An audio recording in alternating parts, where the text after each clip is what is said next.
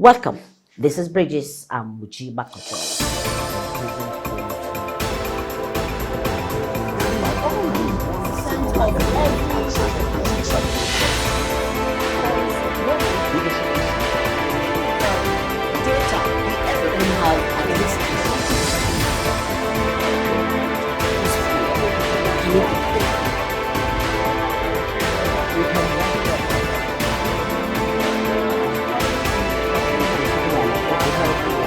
As we build a sustainable environment for growth.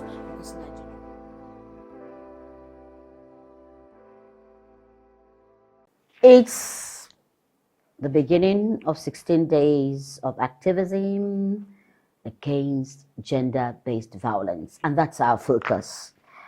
It has become so important because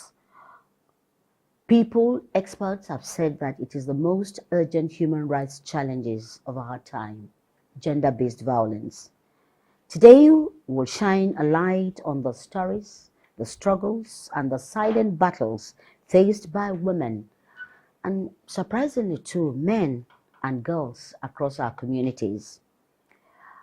Experts would like to say gender-based violence is not just a personal tragedy, it is a social crisis that affects families, damages futures, and weakens the very, very fabric of our society. So on the program today, through powerful conversation, real-life experience, experts' insight, and community perspective, we aim to break the silence, challenge harmful norms, and inspire meaningful action on bridges. So that's the bridge we're building on this special edition dedicated to the 16 days of activism against gender-based violence. And I have two powerful women with me on set. One that has tracked the record of gender-based violence and using her platform to change what has now slowly becoming a norm, which is an abnormal gender-based violence. I'd like to start from my very far right, Etuk. Etuk is a development communicator and more than anything else, a platform she has created more than a decade counting, which speaks to gender equity and the rest of it. Ini, you're welcome on Bridges again. Thank you very I much can for see that we are having arranging me. the We world. are ready to orange the world, placards blazing. I've ditched my hand fan for the season, as you know, so my placard is officially my hand fan to combat the heat, but also to really push forward the messages Especially that is speaking to the theme, end digital violence, because we really must start focusing on that. And on sitting specially and queenly, like she's doing, a survivor of gender-based violence.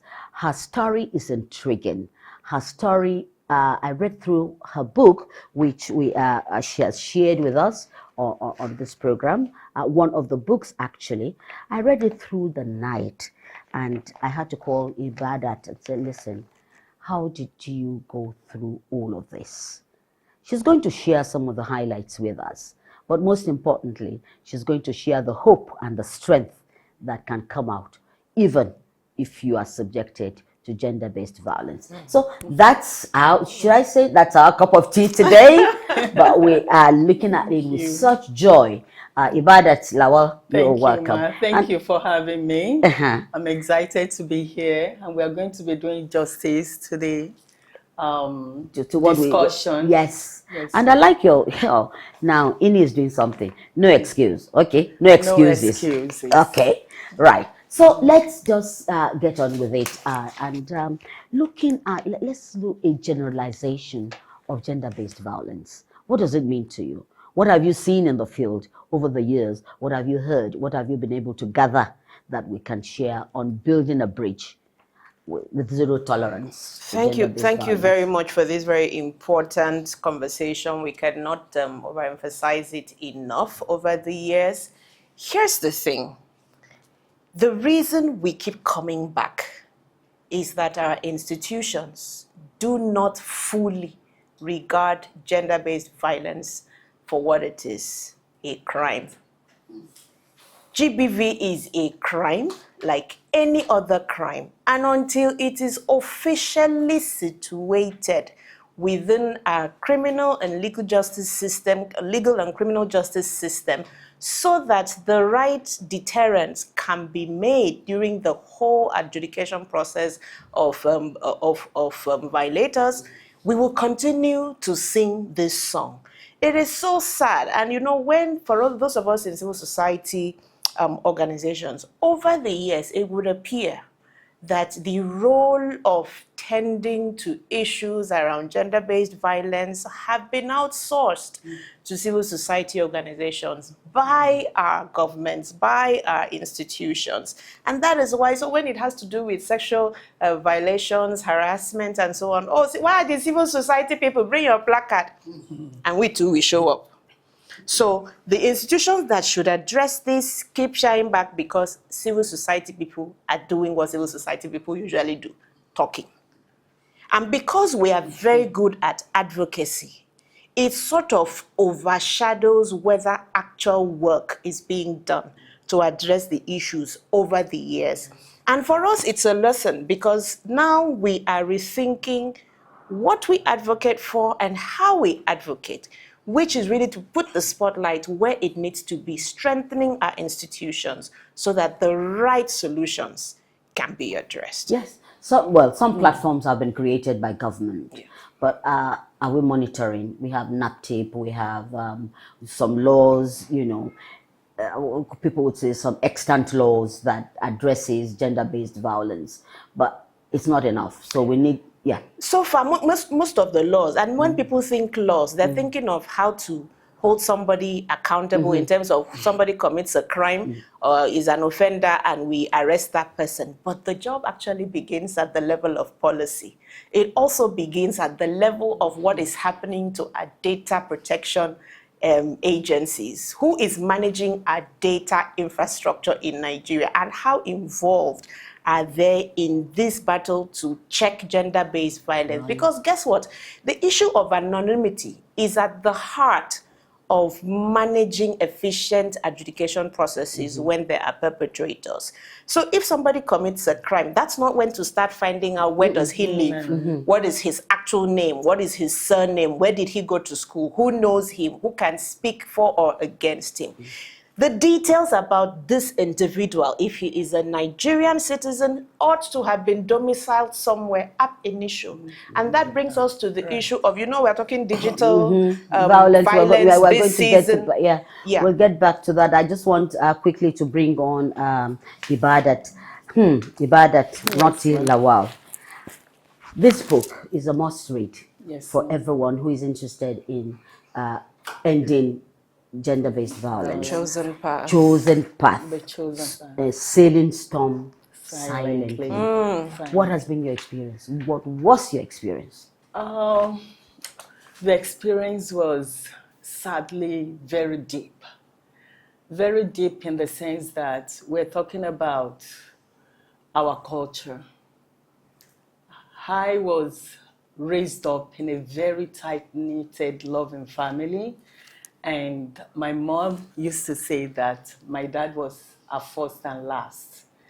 And I have this at the back of my mind. And it kept me going. It kept me going so much so that even before when I talk, I used to start from after the marriage.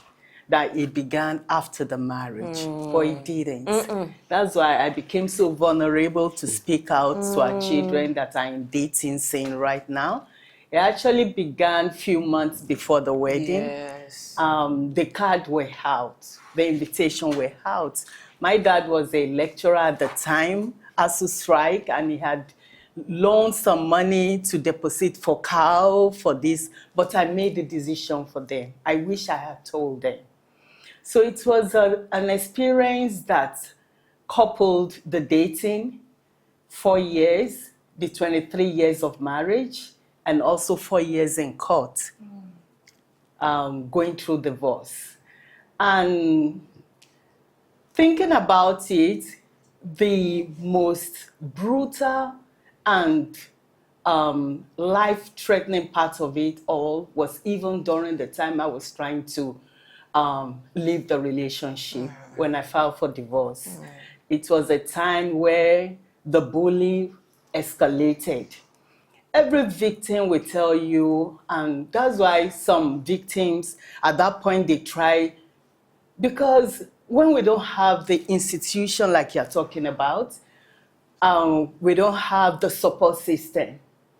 The lawmakers, they are of the belief that probably you must have done something wrong to deserve it. It can happen to anybody. It happened to a senator's daughter, and unfortunately, she lost her life. So I'm speaking through other victims and saying it could happen to anybody. I didn't make the choice to marry an abuser. I wasn't given that option, but life happened. It happened, and that's why I seized the opportunity, especially when I went for a master's. During the divorce, I took it upon myself to study peace and development studies. Is there anything I haven't done in the 23 years of marriage? Is there anything I can still do to rescue my marriage? I don't want to be a statistics. In Yoruba, they say, "Odale Mosun," you know, you are not welcome back in your father's home and all that. I studied peace and I discovered that I had done everything humanly and womanly possible. And unfortunately, then I couldn't get resources, personal experience resources to guide my project when I was writing my project. And that's when it came to mind that Ibadat, you have to speak.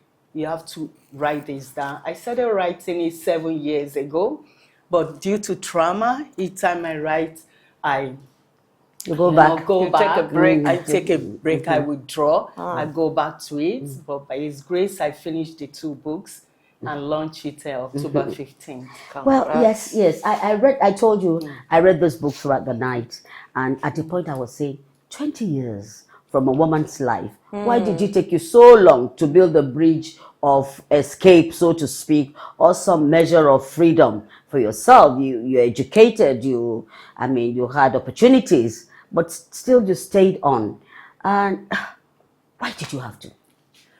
I stayed, like I said, I didn't want to become a statistic, a number. I didn't want to have to disgrace my family. The stigma, then the victim blaming.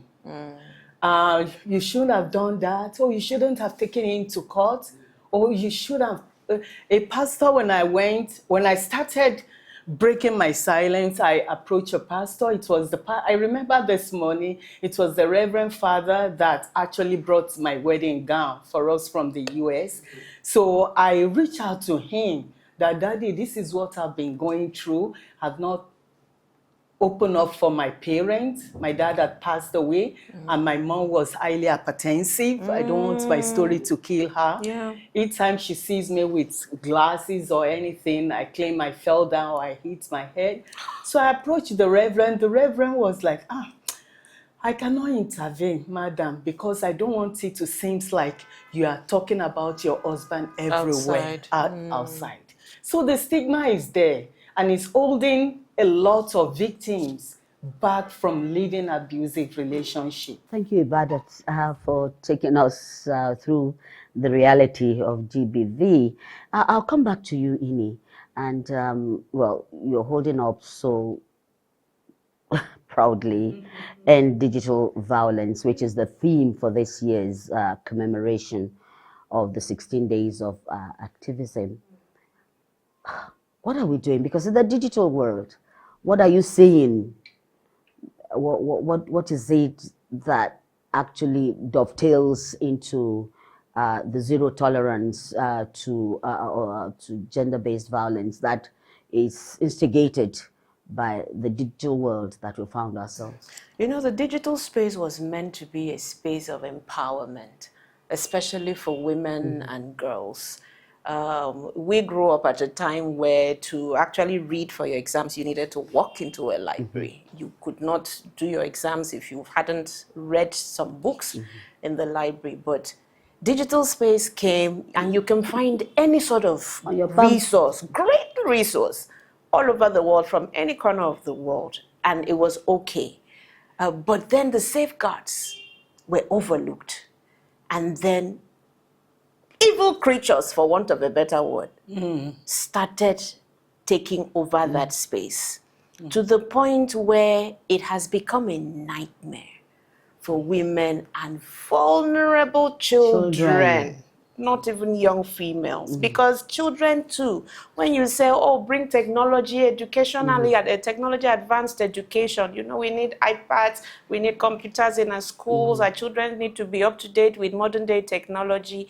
The process of going online for their academic studies, most schools now, children are working with tablets. There are all kinds of things. You know that somebody can remotely switch on the camera on a device, and a child is not aware, or whoever is operating that device is not aware, and somebody is watching you, and next thing somebody is chatting with you.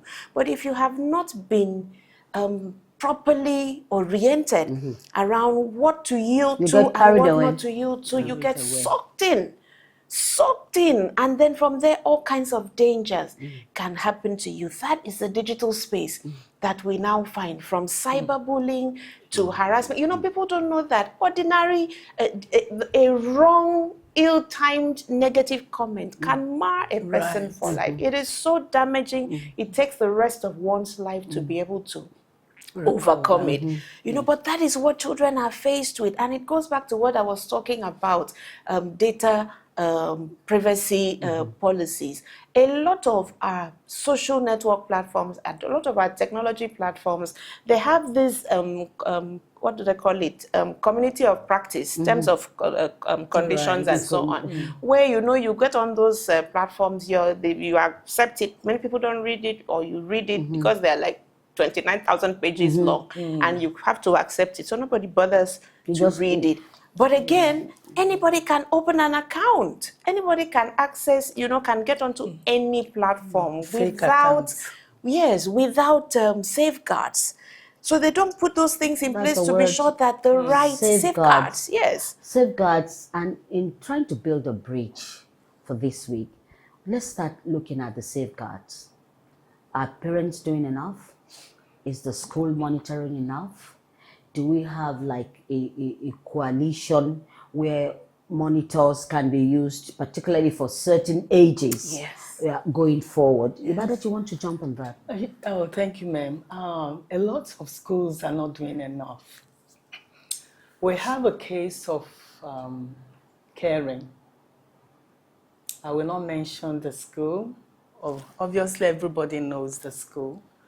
In Lugbe, she was raped, and a condom was forgotten inside her, and she died. It's been 4 years. Now, the law enforcement recall for the videos. There were CCTV cameras on site. Up till now, in 4 years, it has not been brought forth. Now we are talking about schools.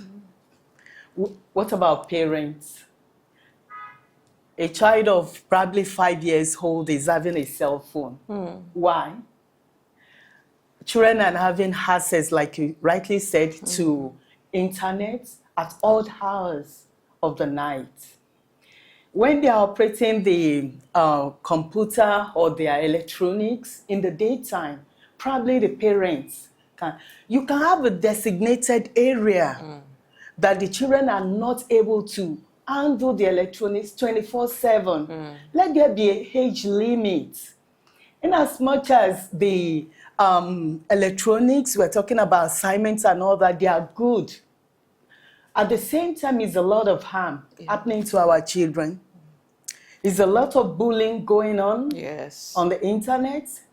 We have recently, there was a case in the US involving a Nigerian youth that bullied the American youth to committing suicide. Now, that's where we have when we talk of sexual harassment or abuse, it's not only when there's penetration.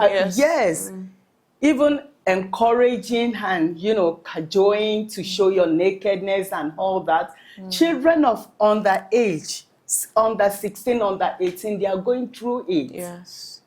And our system, we need to advocate for more, you know, awareness for parents especially, Yes. and schools to be accountable. Yes.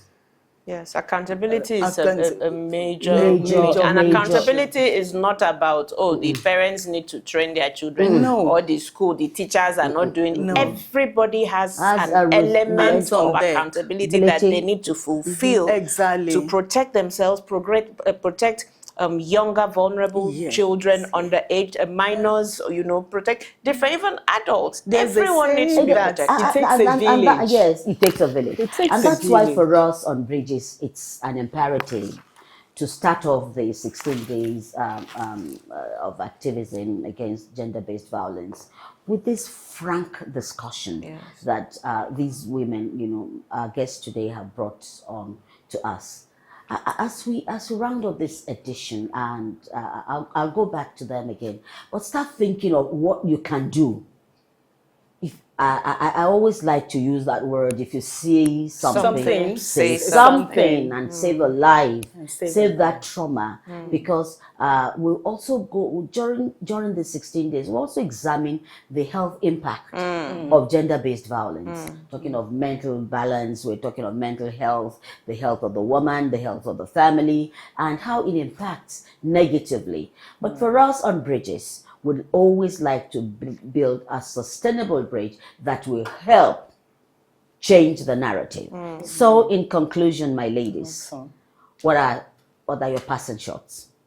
For me, I would say, let us, talking about building bridges, let us build bridges from strengthening our legislative processes, strengthening the right and transparent frameworks for adjudication, and also addressing the anonymity issues, which leads to accountability. Everybody being accountable, because that anonymity issue is so central. We have to go back to our data management processes, our data infrastructure in Nigeria, which we all know is very porous. You know, Nigeria doesn't even know its citizens in full, and that is a huge gap if perpetration of gender-based violence must be efficiently addressed through our legal processes. So we must tighten those elements of the laws that are not specifically addressing gender-based violence, so that perpetrators will know there is no excuse to not be held accountable, and no room to hide and escape justice. Yes. In addition, how will encourage the culture of breaking the silence,